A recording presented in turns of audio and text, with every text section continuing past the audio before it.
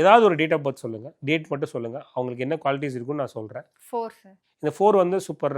இந்த நேரத்துக்கு ரொம்ப முக்கியம். 4 வந்து எது பண்ணாலும் பெருசாக யோசிக்கணும், பெருசாக பிளான் பண்ணணும், பெருசாக எஃபோர்ட் போடணும், பெருசாக ஜெயிக்க முடியும்.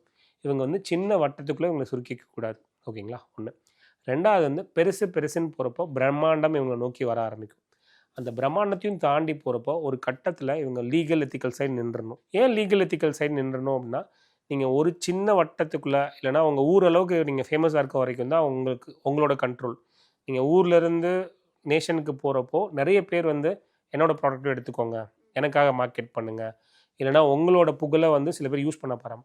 அப்போது நீங்கள் லீகல் எத்திக்கல் சைடு நிற்கலை அப்படின்னா எல்லாத்தையுமே கீழே கொண்டு வந்து விட்ரும். நீங்கள் எங்கே ஸ்டார்ட் பண்ணீங்களோ அதை விட கீழே கொண்டு வந்து விட்டுரும். அதே நீங்கள் லீகல் எத்திக்கல் சைடு நின்றுட்டீங்க அப்படின்னா இன்னும் உங்களை பெருசாக்கிட்டே இருக்கும். இந்த குவாலிட்டி எல்லாருக்கும் இருக்குமானா இருக்கும். ஸோ பட் இதை வந்து அவங்க எப்படி பயன்படுத்துகிறாங்க, அது வந்து நம்ம முன்னாடி சொன்ன மாதிரி ரூட்ஸ் எப்படி வளர்க்கப்பட்டிருக்காங்க, என்ன மாதிரி ஃப்ரெண்ட் சர்க்கிள் இருக்குது, யார் கூடலாம் பேசுகிறாங்க அப்படின்றத பொறுத்து